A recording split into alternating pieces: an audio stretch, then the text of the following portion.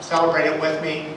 But this may be the next to last great event that I'm involved in, so I don't want to let it pass without saying some things about my personal life to give you an idea of who I am beyond what that is.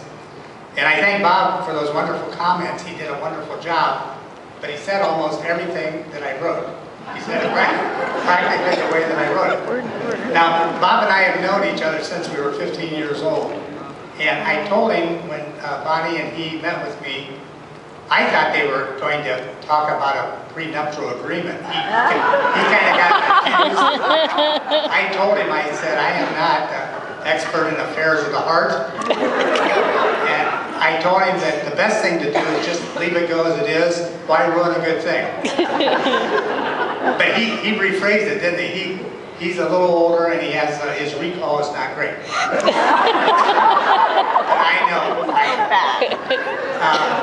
But anyway, I talked to them. Bonnie and he were just great. And I said, there are so many other people in the community that are more deserving than I, and I can't figure out why you would choose me. Tell me a little bit about why you think I am due for some recognition. And Bob says, well, Myron, you're trustworthy, loyal, helpful, friendly, courteous, kind, obedient, cheerful, thrifty, brave, clean, and reverent. I said, oh, that sounds pretty good to me. Is there anything else, Bob? He said, well, Myron, you're compassionate and caring, and you are empathetic to others. This really sounded good. I said, actually, I just misspoke. He didn't say any of that. What he really said was, he thought I was a worthy awardee and not much more. That was it. So this all came at me so quickly that this was a Saturday morning. I thought they were going to get married. I was going to recommend a prenuptial or not do anything. And I didn't know what to say. I was kind of flabbergasted by it all. And I told him I would go home and think about it and call him Monday. So I go home and I said, Sandy, you can't believe what happened. I said, I had breakfast with Bob Barron, and they nominated me for a Hall of Distinction. And she said, why would they pick you? She said that. I said, why would they pick you? I says, I don't know. So I called Bob back and I said, Bob, I'm sorry to tell you this, but I declined to accept. And he knew I was serious, because I just thought there were so many, and I know people that if they don't get nominated in the near future, I'm going to have to take it upon myself to nominate them. You know, any of you can nominate anybody. I'm serious, and there are so many qualified people that you can get here, other than me. But seriously, I'm really happy and appreciative of this recognition. But what it gives me an opportunity to do is to invite my friends and relatives to hear me speak about me. And how can you get 50 people that want to sit and listen to you speak about yourself? Well, I gave them Target gift cards. They got free meals.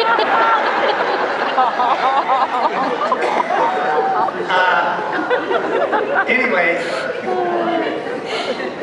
I tell my son Matt, sitting down here in the front row with his wife and little daughter Mia, I said, Matt, you can't believe it. I've invited 50 people and only 2 of them said no, and they were going to be in Pinehurst, North Carolina. And he said, Dad, if you have more than a few friends, you have no friends.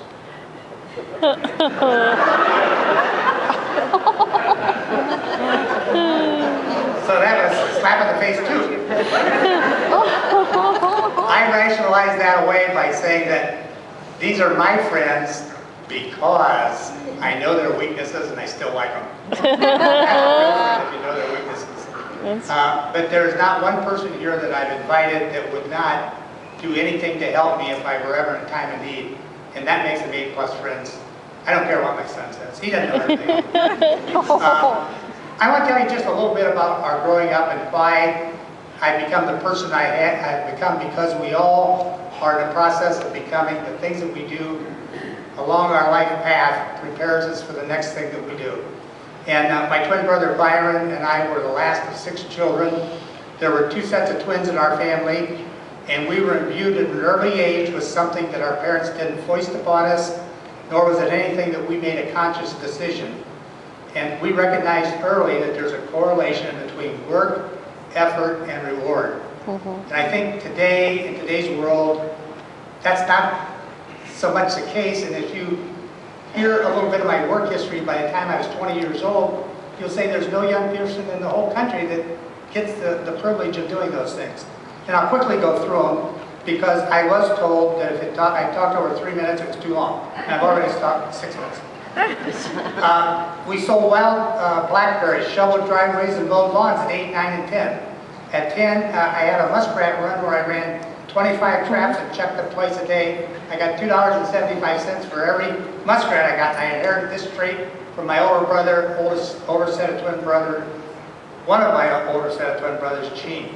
At 11, we both had paper routes delivering to 55 customers. We rode up down Route 8 in the snow, wind, snow blowing over our head, walked 4 miles. No, we didn't walk 4 miles. But we did all this, and on Sundays, our father would take us out and deliver the Sunday paper. We went out very early in the morning, and after we peddled the papers, we went out on the country roads. They were gravel roads. Myron and I, at 11 years old, learned how to drive a stick-shift car. I know it's hard to believe. It's true.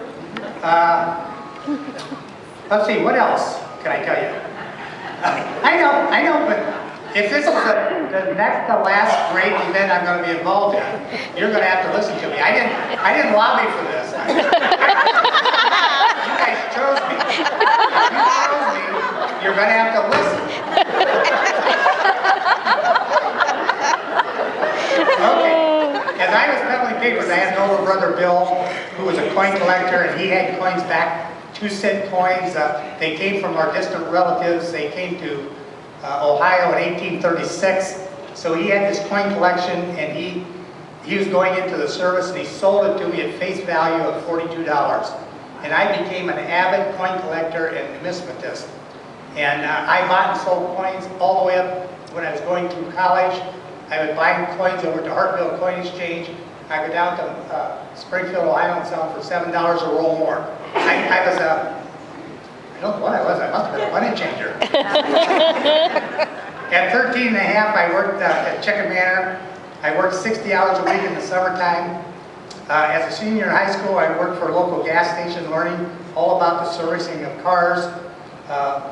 The owner bought a franchise over to Alliance at the corner of Mahoney and Mount Union. At the Mount Union Shopping Center, it was a brand new station. 1 week I worked 92 hours in 1 week. Yes, I'm very good at math. 92 hours 1 week. I made $175 when I was 16 years old. That would translate to about $1,500 today. Between my freshman, sophomore, and junior year in college, Myron and I worked for a builder. He didn't just build houses. He did cement work. He did electrical plumbing. He did roof. He did everything, and we all were. This is part of what we were becoming. And I would say that that was an experience that caused me to become a budding capitalist. Because there are some who would say that money and success are false gods. Money and success are not false gods. I hate to disagree with people.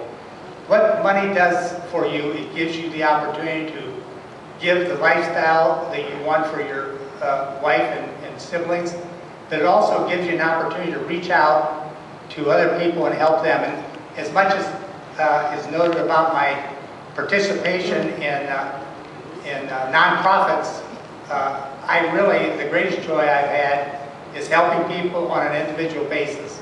And there's something so powerful about that, the good feeling that you get. So as you care for yourself and trying to develop your ability to be at a better point in life, it positions you to be able to help others who are just as much need. And I can tell you, quite frankly, that that's how I feel. So lastly, I would like to recognize my wife, Sandy, who has been the grounding through my life's journey and hers every day. We've been married 49.71 years as of today. She has been a perfect mother to children. Stephanie, Laura, Matthew, and Allison, her loving care and nurturing has been there every day for them when they opened their bright little eyes. She used to get up at 6 a.m. every day. That was a normal course of action. Today, she doesn't do that much anymore. She never does it. She never does it. She thinks she got up early if she gets up at 9:30. So I get up at 6:30 and 7 to go over to Starbucks and teach the rest of the world about what I know. That's true. In closing, I will tell you that the wind has always seemed to be at our backs, Sandy's and mine, not in our faces. It has been and she has been the main reason for that. My mother used to say how practical she was. I think Sandy, that kind of bothered her. And I knew, and Sandy also knew, that being responsible, meeting family commitments, showing up for work, and saving money were extremely great attributes. Those are just some of the many reasons that I love her so dearly. And I thank you for listening to me, because this was really important to me, because, you know, I'm the most important person in my life.